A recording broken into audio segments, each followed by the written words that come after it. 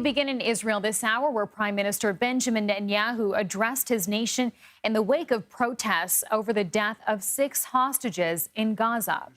Critics have blamed Netanyahu for failing to secure a ceasefire and hostage release deal with Hamas.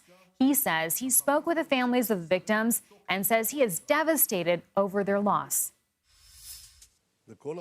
And their desire to live, and all that light was suddenly extinguished in one go. All that was destroyed by monstrous, cruel hands. I said to the families, and I will reiterate that this evening, I am begging for your forgiveness that we did not succeed bringing them home alive. We were very close, nearly there. And this follows several clashes between protesters and police in Tel Aviv overnight. A major union went on strike today to put more pressure on Netanyahu to accept a ceasefire deal.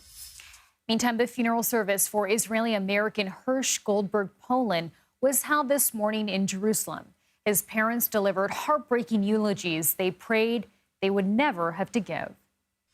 For 23 years, I was privileged to have the most stunning honor to be Hersh's mama.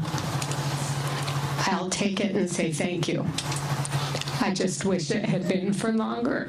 Part of what is so deeply crushing and confusing for all of us is that a strange thing happened along this macabre path upon which our family found itself traveling for the last 332 days.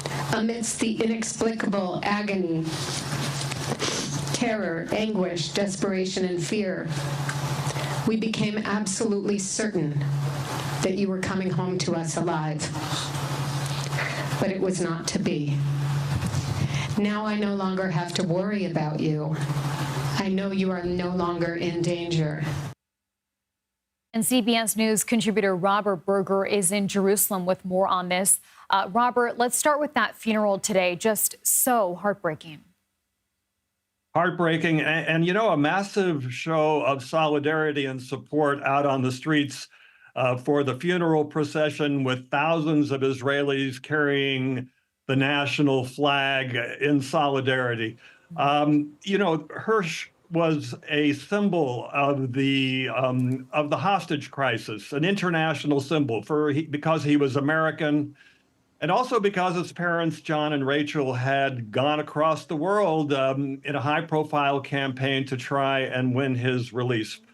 For instance, they spoke at the Democratic National Convention a couple of weeks ago, and basically they, in their eulogies today, which were very, very moving, they said that they hoped that after 330 days, that they hoped that Hersh would come back alive, but he didn't.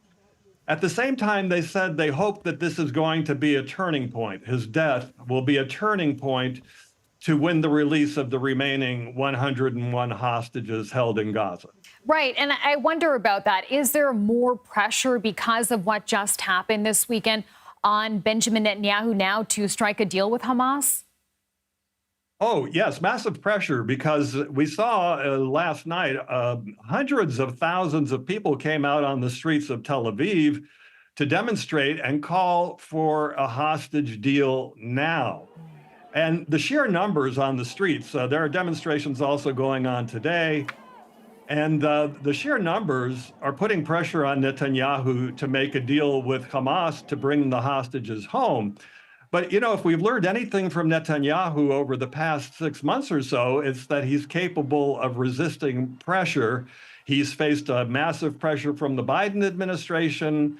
He's faced pressure from the families of the hostages and now on the streets. But Netanyahu has a dilemma. You know, he wants to bring the hostages home, but the far right-wing ministers in his cabinet have threatened to topple the government if he goes ahead with this deal to stop the war. So Netanyahu is a political survivor, and he is trying to maintain his grip on power by resisting this pressure.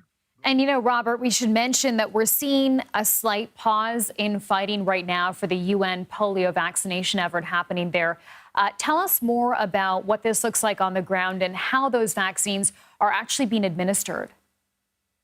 So UN and Palestinian health officials have set up special facilities in parts of Gaza to administer this oral polio vaccine, starting in central Gaza. And we're seeing 3-day pauses in fighting are supposed to take place first in central Gaza, which is happening now. They've already vaccinated more than 80,000 children in the first day yesterday. That's continuing today.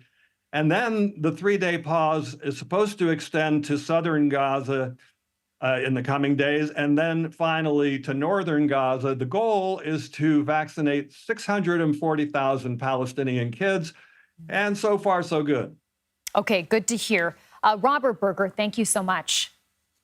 Thank you.